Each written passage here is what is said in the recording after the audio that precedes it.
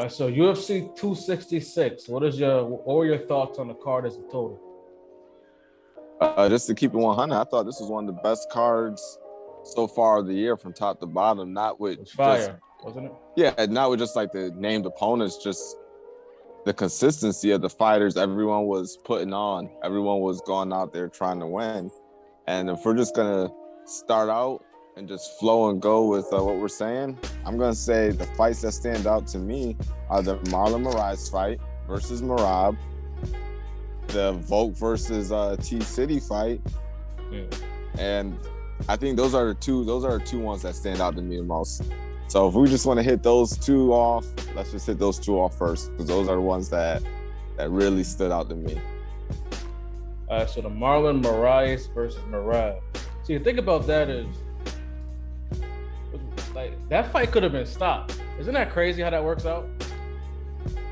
Fight could have been stopped, but fight could have been stopped. But on both sides, the referee gave the fighters a good chance to fight back. I remember from that fight, Moraes could not miss with that left hand. He was connecting on Merab almost every time he was throwing it. Cracking Merab, dropped Merab, I want to say 3 times in the first round. But if you know Marlon Moraes, you know his most dangerous round is the first round. When you think back to when he fought Henry Cejudo for the championship belt, he put a beating on Henry Cejudo for the first, I believe, round. And he really didn't have much to give back after, I want to say, the second round. So that's just the way he is. It kind of reminded me of the Oliveira versus Chandler fight, because that fight could have been stopped. Chandler was putting hands on him at one point, to the point where I thought it was going to be a TKO, and then, the way it turned around. So it's interesting what could happen if the referee just lets the natural fight go on. It is. From a technical standpoint, knowing Marlon Moraes' skill set, I was really confused why he did not go for any head kicks. He's known as a kicker. He's a kicker. He's a strong guy. I'm really confused to why he did not throw those kicks. He was really boxing oriented. And if I had the skill set he had to throw those hard head kicks, sort of like the one that he hit Jose Aldo with, I'd be throwing those hard kicks. He probably would have put Merab out for good if he would have thrown more kicks. He was really boxer oriented. And then you saw something that you usually see. Think back to the last fight. He gassed out and he just sort of didn't have anything left in the tank, really wasn't defending himself. But hats off to Merab for staying in the fight and staying dangerous. What do you think about that? You saw the fight, bro. It was crazy. I don't know too much about Moraes. This is my first time watching him fight. And I know I say this a lot. Where do you think Merab goes from here? Did his stock shoot up crazy after this or what? Merab goes up. People love to see comeback fights. So his stock's going to go up. The only problem is his partner is Aljamain Sterling, the bantamweight champion. So now you have Merab, who's probably going to crack the top 5. Then you have Aljamain Sterling, who is the champion. So what happens next? Do you split your camp up? You take some of the coaches, Aljamain takes the other half of the coaches, or do you stay back and let Aljamain defend until he loses? It sort of puts 135 in a weird predicament. And it's sort of unfortunate for Merab because he seems to be the more active guy out of Aljamain and himself. So he's going to fight someone in the top 5. If he wins, it's going to be difficult for his situation. Yeah, but is he that fired to even be thinking about that type of situation right now? Like, is he that crazy with the hands and shit? He's good. He's only getting better. He's only getting better. Every fight he improves. He's Aljamain Sterling's main training partner. When you line him up, I want to say that Moraes is probably ranked between 5 and 8. So he's gonna get someone in the top 5. Maybe depends on these matchups and who wins and who loses. Maybe a Pedro Munoz, someone like that. Dominic Cruz. You got Aldo. You can run back with Aldo because, I mean, he could run it with Aldo, not run it back because Marias fought Aldo. So maybe he runs it between the loser of Rob Font and Jose Aldo. I think that's the most logical thing. Jose Aldo and Rob Font fight pretty soon. Let him get the loser. Okay. All right. So T City versus Volk was good. You saw what happened. Let's talk about it, bro. What you think? Crazy fight. So I would start it off again. One thing I really do notice about Volk that I think is his best quality, best feature is not a skill set when it comes to the physical attribute. It's more of a mental thing. He's a high-level rugby player. He played rugby at a very high level. And I think that gives him an advantage mentally because he understands game plans really well and what he has to do. I think that is his biggest skill set. Whoever he's fighting, he sticks to the game plan and he executes it perfectly. He understands where he's at in a fight and what he has to do in order to win that fight. When T City had him in those tight chokes, he immediately got up and started pummeling T City, landing crazy ground and pound, knowing that he had to cancel out those 2 chokes on the scorecard. He's very aware of all times, whether he's up or down the scorecard, and I like that mentality. What do you think? I think it was an amazing fight. I came out of this looking at T City a little differently. Leading up to it, I kept on hearing that Ortega stood no chance with Volk. And even though Volk came out on top, pretty much for the most part, I think Ortega did an amazing job in sticking to the fight. Even at the end, like, he obviously did not want to fight. I think he was subtly telling the ref, I do not want to fight anymore. Just based on, I know what it sounds like when a fighter wants to fight and when a fighter wants to fight and they think that there's a chance the match will be stopped, they're very adamant in telling the match, no, I'm perfectly fine. The way, I believe in the way he was talking, he was subtly telling to the ref, could just stop the fight. Even though, in my opinion, I think he wanted to start the fight stop, he still came back with the craziest 5th round. He was still in the fight, which is crazy. Even though, what I loved about this fight, bro, even though Volk was dominating, I still was on the edge of my seat. You did not know what was going to happen. Even though Volk was winning, I was still like, yo, anything could happen right now. I've never seen somebody go for a submission attempt like that. That was crazy. That 3rd round, it reminded me of the last round of Leon and Diaz, where I just wasn't expecting it. Boom, my heart was thumping. I thought Volk was out of his head, was purple.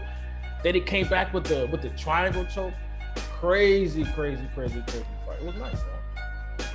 So a couple of things, just from a technical standpoint, that I would sort of like to see out of Ortega is Volk is known for those kicks. Those kicks are little quick points on the scorecards. 1 point here, 1 point there, and they add up over time on the scorecard, and they add up in the fight. I've been on the receiving side of some kicks. They do add up over time. So what I would like to see from Ortega is that if he's not going to defend those kicks early on, he sort of start defending them later on. If you're not going to defend them early on, I would like to see him attack Volkanovski's weapons. And what I mean by that is, Volk is going to be coming with the leg kicks. So why not more leg submissions? If you hurt his weapons, he can't use his weapons. Even if you attack the legs, he gets out of the submission, you could still strain the knee, strain the ankle, put strain on any of the ligaments or tendons that are in there, which is going to make him hesitant to use those weapons. So I would like to see Ortega attack the weapons more if he's not going to defend. I'd also like to see him throw more elbows, sort of like when he dropped Frankie Edgar with that lead elbow. Volk was coming in. Volk was the aggressor. I would like to see him throw more elbows and better movement. But from Volk's side, I thought he looked spectacular, which is hard for me to say because Max Holloway is one of my favorite fighters, and Volk beat him one time convincingly and one time not so convincingly. But Volk looked really good. He was active. His feints was good. That's one thing that I took away from Volkanovski's game was his feinting. He really had me believing that he was going to punch or kick whenever he feinted. So hats off to Volk. I really don't know who he fights next. If Max Holloway beats Yair Rodriguez, then I guess you run it back for a third time. Where do you think T-City goes? T-City. Well, first of all, I think he needs to take at least a year off, heal that brain. Second, where does he rank right now? T-City was ranked number 2 after Max Holloway. So how you got Calvin Kattar coming back. Yeah. Korean Zombie, we already beat him, so maybe Giga. Oh, that'll be a fire. But Giga wants like you said, what happened? Good. No, but like you said, he has to take some time off. Maybe not a year, maybe 6 months. What were you saying about Giga? Giga wants a championship. He wants a shot at the championship. What you feel about that? You think he's being too pompous? I love Edson Barboza. Just like Max Holloway, he's in my top 5. I've seen most of Barboza's fights, and I know his strengths and weaknesses. Barboza was ranked number 8. I don't think you get a title fight beating the number 8 guy. I think Calvin Kattar, he should be coming back soon. So maybe Giga versus Calvin Kattar. You just had a clash of the 2 best kickboxers in the division, Barboza and Giga.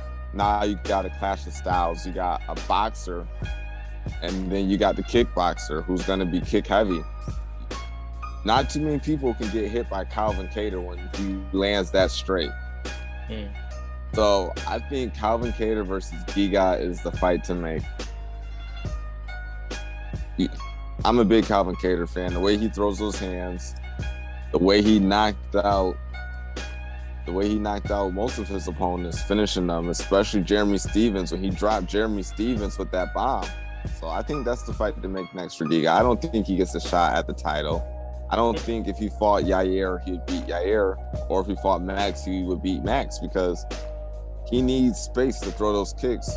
So he has about 2 minutes to throw a kick that's going to finish Max. If not, he's going to end up taking 500 punches over 5 rounds, if we're just being honest. Yeah. All right. And it slipped my mind. Somebody was calling out. Oh, it was Triple C. You heard how he was calling out a Volk? I love Triple C. Yeah. How do you feel about Triple C? I'm not familiar with him. Other than highlights, I think he kind of left MMA when I started really getting serious about it. I heard he's cringy. What you think about that? You heard about that? He's known as Triple C. People call him cringy, but at the end of the day, he's called Triple C for a reason. It's because he's a three-time champion. He's a champion at 125 pounds. He's a champion at 135 pounds. He's an Olympic champion. All the kid does is win. He has a loss, I want to say a split decision loss to Joseph Benavidez, and then he has a loss to Demetrius Johnson, who people believe is one of the best MMA fighters ever. So he lost to Benavidez. I think it was a split decision. Split decision. I want to say I may be wrong. It was early on. I want to say it's a split decision loss. I think he has a couple losses, maybe 2. I may be wrong. No, but when was lost a split? Maybe 2017-ish. Oh, wow. I've been looking at some recent Joseph Benavidez fights. He looks kind of trash to me. I wasn't surprised when they got let go. Joseph Benavidez? Yeah. That boy, he been getting babied in the cage. Yeah, unfortunately, Joseph Benavidez ran into a bad problem to where he's really the only natural 125er. I think he looks like he walks around at 135, 140. Where you got guys who are walking, I want to say some of the guys are walking around 155, like Davison Figueiredo. Davidson Figueiredo, I think he walks around 155, 160. That's ridiculous. A big cut. You're 160 and you got to make it to 125. That's crazy. And then you go in there and you fight Benavidez. He's coming in there 20 to 25 pounds heavier, most likely. And Benavidez just doesn't have the power behind his shots to really compete with these bigger guys who are dropping crazy amounts of weight. Yeah. But back to the point, Triple C versus Volk, I say run it. If it was Conor who had 2 belts and he won the 3rd, they would let him run it. So let Triple C be great. Let him try to get that 4th belt. Get that 4th championship, rather. Yeah, but I don't think he's on that. He's not on that Conor status. And the way he left was under bad terms, too. He tried to make a point in regards to the fighter pay. They just kind of let his ass go. Like, that'll be good. Go ahead. You're right about that. Unfortunately, he thought he was worth more than what he was. But this was another reason why he left. Is because he saved the 125 division by knocking out TJ Dillashaw. He saved the division. He beat the GOAT, Demetrius Johnson, who people, regard as the GOAT, but he was kind of boring when it came to the media stuff. So he became cringy to save the 125 division. So he beat the GOAT. Then he defended the title, knocked out TJ Dillashaw. While TJ Dillashaw was on performance-enhancing drugs. Then he goes up and he wins the 135 belt against Marlon Moraes, one of the craziest comebacks. Then he knocks out Dominic Cruz, who people think is the greatest bantamweight ever.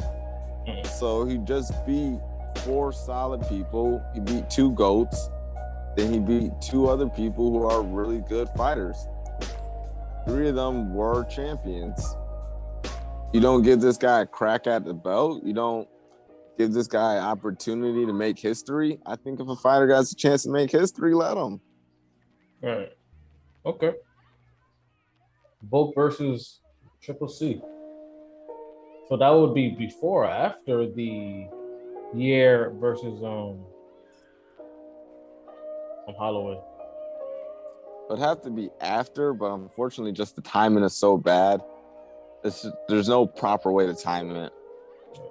Unfortunately, Triple C sort of missed his shot, and he hasn't really fought in a long time to really keep that relevancy. But I think people really underestimate his skill just because he's cringy. So Valentina versus Murphy. Man, it got surgical. You want to start this one? Start this it one. Got surgical in there. One thing I'll say for Murphy, and I don't think this is an excuse, because a lot of times, a lot of fighters will talk crazy, and when they get beat up in the ring, they'll say, "Oh, but they were just what is a fighter gonna do? Downplay themselves?" But for some reason, in any other sport, you don't do that. Like if another basketball player talks crazy about another basketball player, they get banged on during the NBA Finals or something. They get torn apart from limb to limb. It's not an excuse that they played the ball, that they played ball. You were still talking crazy and you got beat. So it's not, oh yeah, he stepped on the court. Nah, you was talking crazy, you got beat. The same thing happened for fighters. Okay, you don't want to downplay yourself, but now the way you was talking about Valentina, you know what I've noticed? I wonder if they tell them to say the same thing. Have you noticed that every time they got food from Nunes or Valentina, they always say the same thing? Oh, I'm something they've never seen before. They always say the same thing. You ever notice that? Yeah, but I think it's sort of the generic version of I'm not something you've seen before, basically. They're sort of trying to convince themselves that there's something. I think it's more like they're trying to convince themselves. It got surgical in there. Okay, this is what I was saying.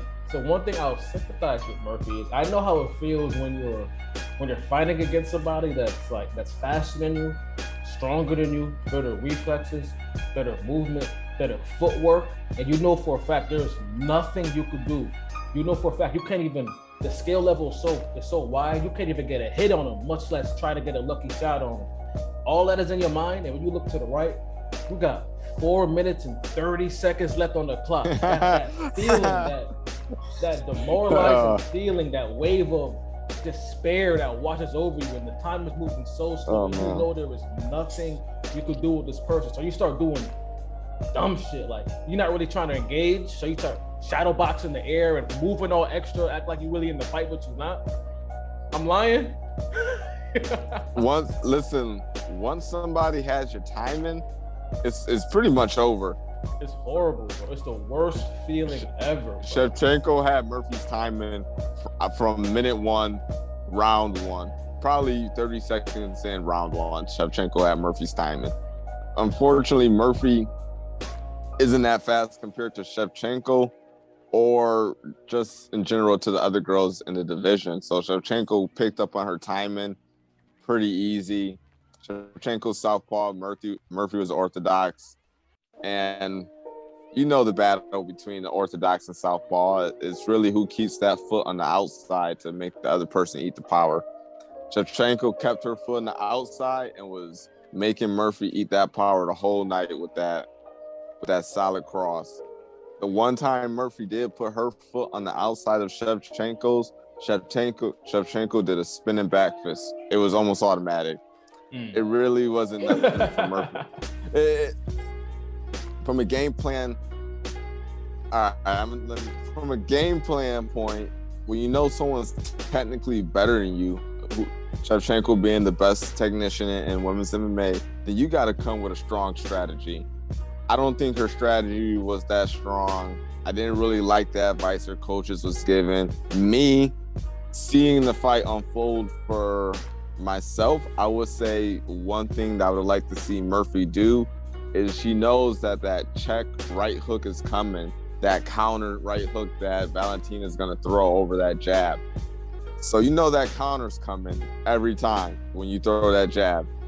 Well, I don't know. If I had one thing to do, if I was Murphy, I would try to counter her.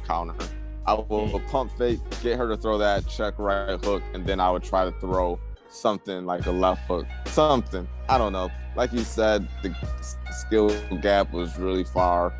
Unfortunately for Murphy, things didn't go her way. Didn't like the advice her coaches was giving. Hopefully she comes back and she puts on great performances like she's been doing.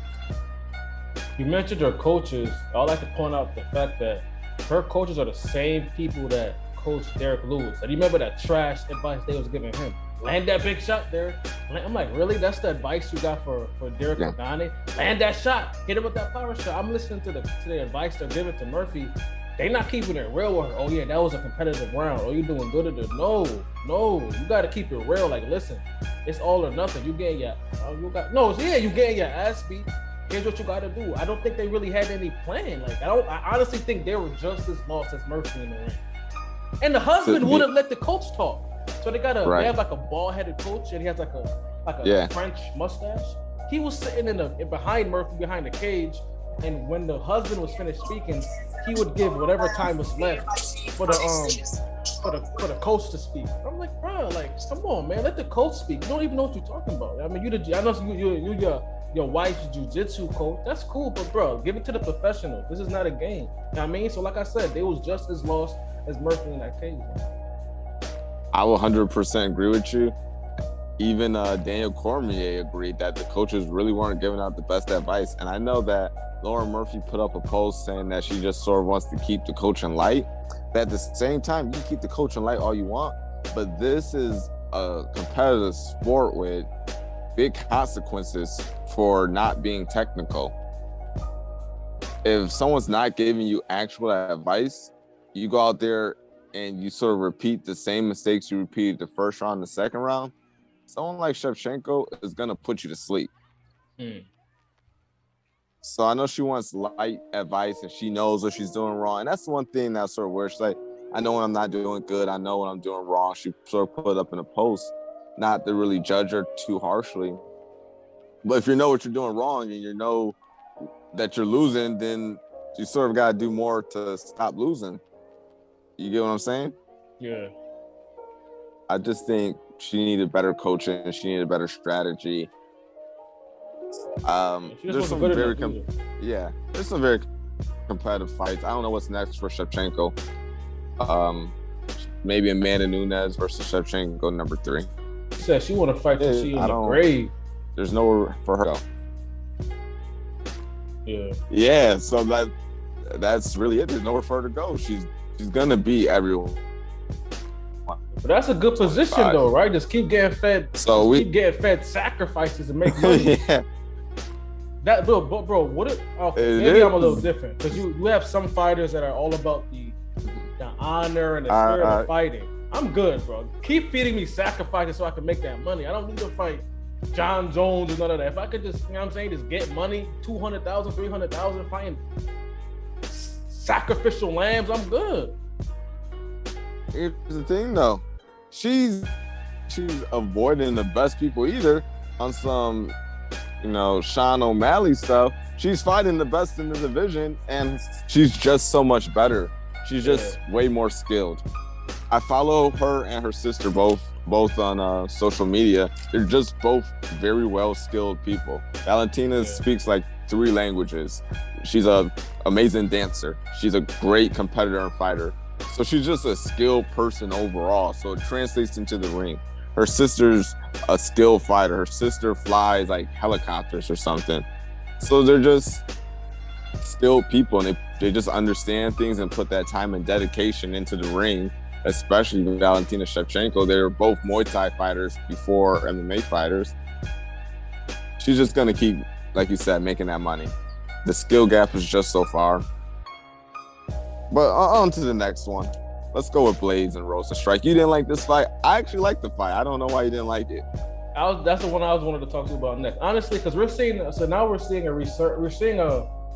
can't say a resurgence, but we're starting to see a phenomenon called the technical heavyweight, where heavyweight is kind of moving to a place where fighters, it's less about overweight, big, nasty belly men throwing crazy bombs. Now you got people throwing measured strikes, and that's cool. But you have the technical fights that still have the wariness of a heavyweight brawl. So you have like these technical fighters, but like I'm looking at Rosenstrike, he doesn't really want to engage. He just kind of wants to counter. So it's boring as hell. Curtis, his stand-up is kind of, I guess, I don't know if Lewis is that horrible at stand-up, because the last time I seen him fight, I'm like, yo, this Curtis dude got hands like crazy. But then I found out that, he's not really a striker. That dude is a wrestler. Lewis is just trash on the feet. So I'm like, so I'm going here thinking it's gonna be like a crazy stand-up fight. And I'm like, no, I don't really like his striking. They weren't really engaging. Like Rosenstrike, he kind of wasn't really punishing him. He was more kind of laying on him. He wasn't like actively really trying to hurt him when he was on top of him. So I'm like, I wasn't really that excited about this fight, bro. I mean, Blaze wasn't trying to hurt Rosenstrike. Blaze wasn't trying to hurt Rosenstrike. Yeah. All right. So I actually like the fight because I know both fighters, and then I know what they sort of needed to improve on. Curtis Blades' striking looked better in comparison to most fights. He was feinting, he was level changing, he was mixing it up. Rosenstrike, he was sort of limited. Rosenstrike was limited to mostly to boxing. He can't really throw leg kicks. If he throws leg kicks, Blaze is gonna take him down. So you see what I mean? That's sort of why he was more reserved. Mm-hmm. He throws a kick, he gets taken down. One thing that I did notice, and this was sort of a big thing that I did notice, and it was from Blades. Derek Lewis pointed this out in his last fight. I am not a grappling expert. I'm not a high-level grappler. I understand very basic level grappling, but I can comment on when a fighter says something like Derek Lewis said. Derek Lewis said that Curtis Blades does not drop to a knee when he shoots. Meaning he just bends at the waist. So he's standing up, he bends at the waist, and it's sort of like a football tackle. And if you remember the Lewis versus Curtis Blades fight, Curtis Blades didn't drop to a knee. He sort of just bent over like a football tackle when he went first shot, got caught the uppercut. The same thing happened here, but this time it wasn't an uppercut, it was a jump knee from Rosenstrike. Do you remember the jump knee from Rosenstrike that he landed? So I think it kind of wobbled him a bit. Blades made it. Yeah, he still got the takedown. I think Blades did a great job, but I think that's the one thing that he sort of needs to work on is his entry to those takedowns. Because guys are going to be waiting for him. Guys are gonna be trying to time you coming in. As a striker, you got one shot before they're gonna take you down, so they're timing you. So if you get lazy on those takedowns, they're gonna be timing you. What do you think about that? I agree. Just like to piggyback off what you're saying. I'm not too familiar with striking, but that makes sense. I like to add that I don't know where any of these guys go for any further. I don't see them doing anything with Gon. Definitely don't see. Well, I need to see what John Jones look like, but I'm going to assume they can't do anything with John Jones. I don't think John Jones is gonna be fighting. Huh? Is John Jones gonna be fighting? Yeah, the UFC won't let John go. If they let John go, Bellator pick him up for 20 mil, and he also pick him up for 20 mil. He can fight Jake Paul for Bellator. Huh? If UFC let him go, he's gonna go over to He's gonna go over to ONE FC Japan, where drugs are legal. Where he make could 20 mil, make 40 mil. So I feel like if they let him go, it's a win. I think it'll hurt the UFC more to keep Jones on the roster and kind of not make him fight. If you want to punish him, keep him on the roster, don't give him any fights. But if you let him go, he's gonna get the money. Trust me. But so I don't see him doing anything with Jones. We saw what the Gandu did to Rosenstrick's skull. We already seen what that happened with that. So I mean, I don't really see anything going on with these fighters, man. I want to see Rosenstrick and Lewis though. That'd be interesting. Yeah, I was just gonna say that. So you got a fight between Dawkins and Lewis. So Dawkins, who was just on his card, who knocked out Shamil, is going to be fighting Derek Lewis sometime in the near future between November and December. I want to see, like you said, Derek Lewis and Rosenstrike. Because one thing I do know about Rosenstrike is when I watch him, he sort of has that Alistair Overeem issue where he's used to those kickboxing gloves. Those kickboxing gloves are a little big, and sometimes you get lazy and leave that chin in the air.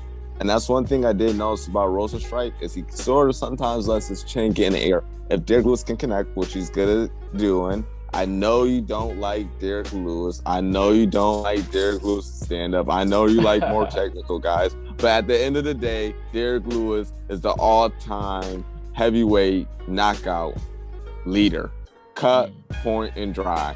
More knockouts than Francis Ngannou. More knockouts than anyone else. So as much as you hate on Derek Lewis and don't like his style, it's obviously effective because he holds the record for the most knockouts. He's the finish king. And I'm almost positive it's not just in the heavyweight division. I think he's the knockout king for the whole UFC. So hate all you want. Derek Lewis is gonna keep being great. So you got Derek Lewis over Rosenstruck, right? Yeah, I just think Derek Lewis just like you had Derek Lewis over Gon, right? Yeah, I'll take the L over that one. That's a good setup. But Gon isn't. Rosenstruck isn't gone though, so I'll give it. No, not by far. Rosenstrike's a little too hesitant for me. I don't know why he doesn't let it go more. He's had that problem. He doesn't let it go.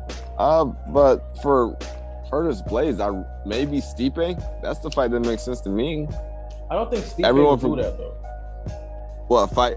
Yeah, he's trying to hold out for Francis Ngannou and Gon. But listen, I'm going to sound like a hater. I don't think Stipe deserves another title shot. He's fought the same two people in the last 5 fights. DC and Francis Ngannou. And that's over a span.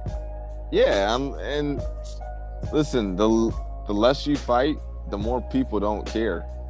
Yeah. So if he goes over a year without fighting, too, which is so annoying.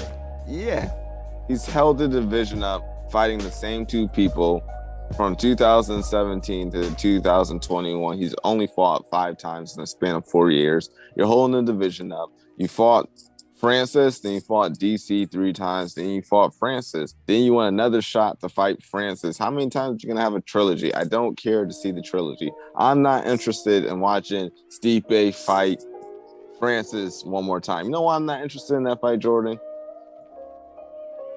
Because I'll tell you, DC is Francis' wrestling coach. So you got the guy who you just fought 3 times telling Francis Ngannou all of your secrets. I just don't see where Stipe can improve. After After he shot the last time and Francis defended it, he looked lost. Stipe versus Curtis Blades, make it happen. And on top of that, it's not like the second fight was competitive. I mean, it was a competitive. Not competitive. Yeah, you should really just fight your. I feel like that's how championships should go. Like, unless the fight is crazy, You're right. crazy competitive, it's like, yo, like, I feel like it would mean more if you would literally have to start again. Like, if you know you have to start again and there's no immediate rematch, you make better fights and it means more. Stop just holding shit up. You know? There's so many great fighters who never got a shot at a title just because other fighters held it up. Think about the 155 division, how long that was held up with the Conor and Khabib thing. Conor not defending, Khabib fighting one time a year. You got the division held up for 3 years. I just say, listen, I wasn't a Kamaru Usman fan, but I sort of became a fan because at least he's just running through the fights. He's not holding the division up. And like you said, they should only really run it back if the fight's close. Look at, they're going to run back Zhang Weili and Thug Rose. For what? Yeah. Thug Rose knocked her out. Why do I need to see it again? I know what happened. She knocked her out. I don't want to watch that again. I want to fight. I want to watch Rose fight somebody else. I don't know if Weili run her way back up. Maybe have 2 or 3 fights. I think if you lose a title shot, you should have to fight 3 times. What do you think about that? Three times? 3 times. You should have to fight 3 times before you're getting at the title shot. Damn, that's kind of scary, man. Anything could happen in 3 fights. That's scary. Exactly. I'm not here for the rematches. You can call me the rematch hater. And the thing with Wiley, if she beats Rose, then that's another rematch, man. Exactly. So that's a year and a half because they only fight every 6 months at the top level. So now it's a year and a half where other fighters don't get the opportunity to fight for the belt. And then they have to keep fighting because then you get into that Leon Edwards situation where if you don't fight enough, people stop caring and don't want to see you. I got a question for you. It's an interesting question. So you see how Kamaru was about to lap the welterweight division and Adesanya, same thing for the middleweight. Who do you think has the bigger skill gap between them and their division, between Adesanya and the middleweights or Kamaru and the welterweights? Who has the bigger skill gap? That's a very good question. But I'm going to have to go with Izzy. Yeah, I'll say that too. Yeah. Kamaru's on his way. His striking has improved. I really have to see what happens with this Kobe fight. I think this Kobe fight is going to say a lot because Kobe does have good striking, but Usman's striking has really improved. He has very good straight punches. He knocked out one of my favorite fighters, Jorge Masvidal, with his straight punches. People make the mistake of looking at where a fighter is and thinking that that's where he's going to be when you fight him, skill-wise. But you got to look at the highest level, you got to look at their coaches too. Kamaru Usman is trained by Trevor Whitman. Trevor Whitman trains Thug Rose and Justin Gaethje. So he's known for being one of the best striking coaches and masterminds, which is why Kamaru Usman has improved so much and sort of put that gap between him and the rest of the welterweights. Izzy sort of already came in with that gap. Besides the Kelvin Gastelum fight and the weird Yoel Romero fight, I don't really see anyone doing anything with Izzy. I think he's gonna beat Rob just as bad as he did the first time, to be honest with you. Yeah. Because the thing with Kamaru, apart from Jorge, like even the Burns fight, like that, Kamaru got hurt. The Kobe fight, that was a close fight. Yeah, Kamaru. Yeah, he got. Huh? Kamaru got clipped in that Gilbert Burns fight, like you were saying. Yeah, like it's like he's not like he's beating these guys, but it's not like it can't happen to him. It can happen to him. Those guys are wild, bro. Like the welterweight division is crazy. But the middleweight, like Vittori is not doing nothing with them. Kevin Gastelum, I don't know. I think a rematch. I don't know if a rematch would be the same like the last fight. Well, pause. I don't mean to interrupt you. There's rumors of Kelvin Gastelum going back down to 170. I read that. I don't. Bro, listen to me, bro. I'm not putting any stock in that. If you want to go down the road 170, just going out on 170. You have a host of dietitians near you. All you have to do is stop eating. Why don't you stop putting the food in your mouth? Oh, his mom has amazing Mexican cooking. Like, that's funny. How was that funny? Oh, his mom has a great Mexican cooking. Stop eating. Like, why are you shoving up overweight? You know you're gonna have do you want an enchilada? Do you want to make millions of dollars? Oh, my mom cooking so good. Bro, stop eating, bro. You want millions of dollars? You feel what I'm saying? It's just like, I don't get it. Like, yeah, is it really I understand that difficult for you to cut the weight? Cut the weight. I think he could beat Usman. His chin like is he could go crazy. I feel like I'm looking at his body structure, I'm like, bro, if you could bring that skill gap and cut that weight, and you could be a little faster, more mobile, you could be crazy in the 170 division. Because I'm thinking at no one has boxing like him besides Jorge in the 170 division. When you look at his hands, only Jorge has hands like that at 170. Jorge, Nick and Nate, but Nick and Nate, they're really not in the title picture. So when it comes to boxing, his boxing is crazy. His durability is crazy. He's been taking beatings from 185ers. You look at all the fights he's taken, he's only fought the best people in the UFC. He's never fought anyone who is not somebody. So he already has high-level fighting experience. He got in a war with Izzy. He's fought the best. So he drops down to 170. I really think with his wrestling pedigree and his hands and his durability that he can put a beating on these guys. So I'll be excited for that.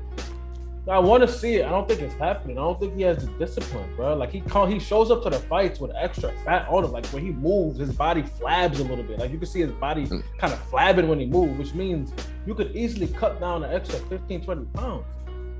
But, like, you don't want to because the food too good? What?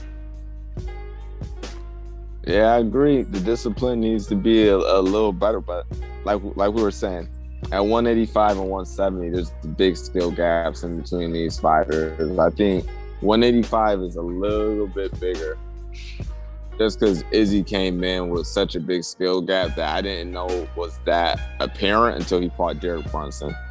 But let's roll over. I'll get back to this Derek Brunson thing. Let's talk about the Dan Hooker fight. Remember Dan Hooker versus Nasrat?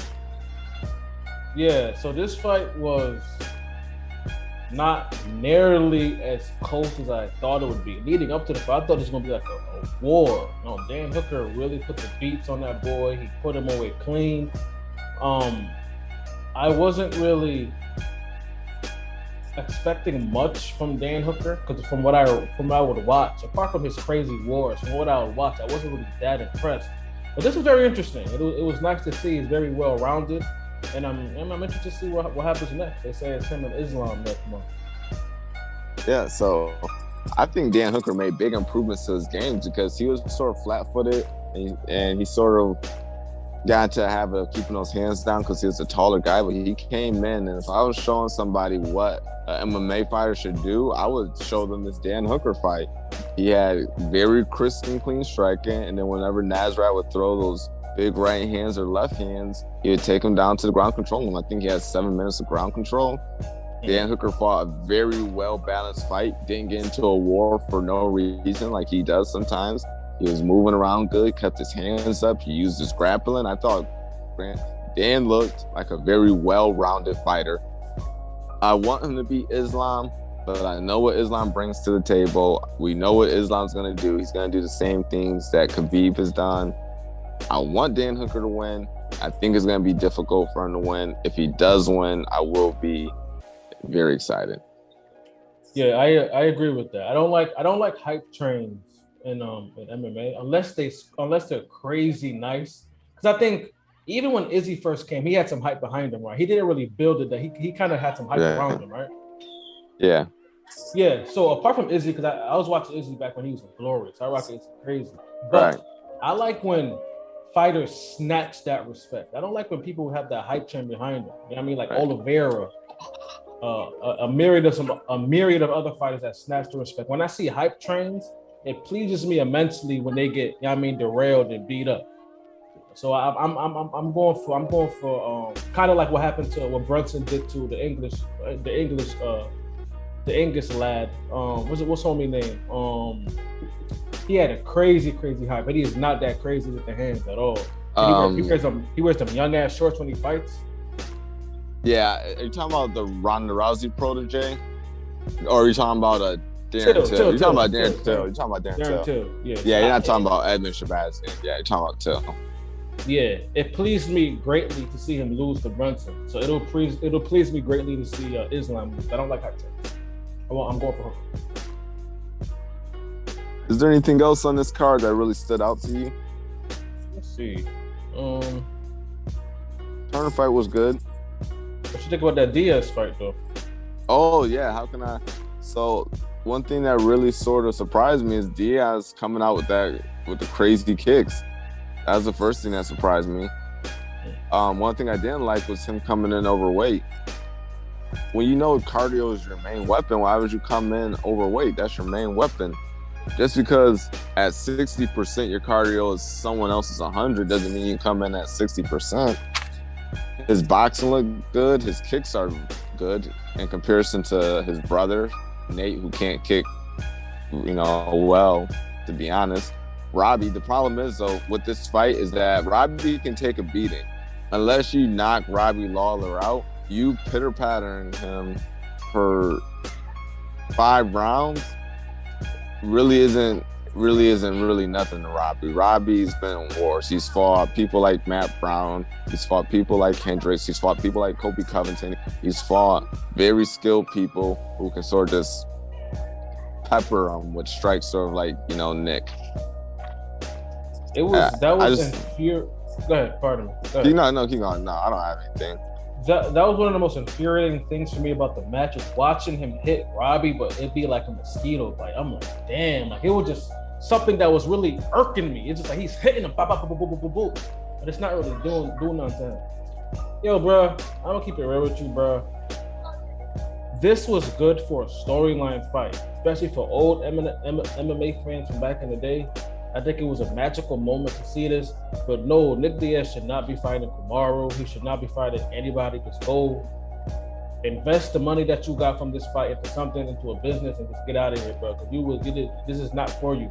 I mean, what you faced with Robbie is not what's gonna happen if you decide to venture out into the deep waters and you start really meeting up with these demons that's in that weight class. Yeah.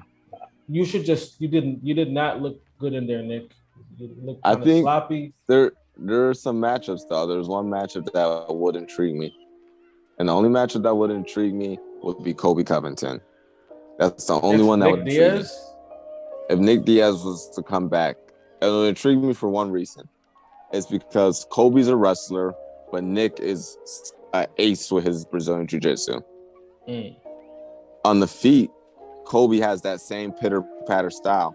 Nick has a pitter-patter style. That's the only one. So he doesn't really have... It's not like when you're fighting somebody who's a crazy power puncher and super athletic and a super strong wrestler who's just going to hold you against the cage. So Kobe versus Nick, if he's going to ever dive into the deep ends, which I don't think he is, would be the only deep end fight that I really would want to see. Besides that, I think he should stick to fun fights. People who are a little bit more wild and want to put on wars if he does fight again. And if he does fight again, I want to see him come in shape because he sort of came in with the Ben Askren dad bod. And I think Kobe would take that fight too. I think that's a money fight. I think Kobe would take it. Yeah, it's a money fight, so he has to take it. Besides that, give him the Leon. Why do you want people? Why do you want people to keep? No one cares. All right, I'm gonna have to go on a little bit of a Leon hate rant. Why do you do this? You know how I feel about Leon. No, there's a reason. No, let me explain the reason. Let me explain my reason. Okay, yeah. Because, like, boom, you put hands and feet, you went crazy on my brother's jaw, and let me get you back, that type of thing. So I think it'll be good for Leon, because if he beats Nick convincingly, it'll push him back into the minds of the audience, right? Nick could be like, yo, I'm about to avenge my brother. Because remember, he said, yo, watching Nate fight was like, it was worse than the worst day of my life. Remember, I don't know if you've seen it, he was like, watching him fight was like worse than any day that I've ever been in the ring. So I feel like, and that was because Leon was really going to hurt. So I'm saying he would fight him to avenge his brother. So I feel like it would work both ways. Go ahead. I'm not interested at all in watching Leon fight Nick. I'm not interested in Leon getting another easy money fight and not taking advantage of it. We're trying to make Leon a star. Leon doesn't want to be a star. If he wants to be a star, fight Jorge Masvidal. That was the easiest fight for him to become a star. We're trying to push Leon. Leon doesn't want to be pushed. I don't want to see that fight. I want to see Leon fight somebody. Maybe Gilbert Burns, maybe Wonder Boy, maybe Game Bread. That's the only fight that I want to see. The Game Bread fight makes sense. You can hype it up. They have bad blood. Leon should have done something a long time ago. All right, Dana White wasn't letting him fight Jorge. Well, Jorge punched you backstage. So I don't know. Maybe punch him back in the face backstage. Don't wait 3 years to complain the whole time. That's what I'm gonna say about Leon. That's true. So it was almost like the principal Dana. He hit me. You know what I mean? You know what I'm saying? You could have. Yeah. You're a grown man. You could. Right. Yeah. You know when he's gonna be fighting again. He's gonna be fighting who next? Okay, I'm gonna go to that event and I'm gonna get my hit back. I'm gonna at least hit him once. He hit me once, and then if I hit him back, we gotta fight. Yeah. Yeah. They're gonna. As soon as I get my hit back, they're gonna pull us apart, and now we gotta fight in the cage. Yeah. So Leon just needs to be better at taking advantage of his opportunities when it comes to hype. As far as the card, there's a couple other fights in this 266 card. I want to say it was Selmelsberger, if I'm pronouncing his name right, with that 17-second knockout. Turner, he put up a solid performance. And I want to say the Cody Brundish fight was also an interesting fight. And Matthew Smellsberg, I missed that one. How about that Nick Maximoff kid from the DS camp? Yep. Yo, apparently that's how people from Stockton talk. I thought that was like a Nate and Nick thing, but if you heard them talk, that's how they talk down there. Yeah. I'm just happy that's not how we talk because. Yo, so what you think about okay, so they got this kid, lightweight Jalen Turner, because I was looking at him fight, and beforehand they were showing some of his clips, and the clips that they were showing wasn't really putting him in a crazy good light. He just looked like a regular fighter, but this shit was crazy. This boy is nice, man. I think he's gonna make some noise pretty soon. I thought he looked good on the feet. He looked even better on the ground. I thought his grappling was great. And I'm just interested to see who he fights next. So we all know 155 is a deep division. So I'm excited to see who he fights next. What do you think about that? What do you think about him as a fighter? Oh, I'm looking forward. He has promise. He's young. I can tell he's hungry. He has promise. Okay, hold on a second. So it's I'm gonna be honest with you. The Chris Dawkins in that fight he was fighting, it was a good fight. But what made it so they had to book him against Lewis? I completely forgot about that Dawkins versus Shamil fight. That was actually a good fight.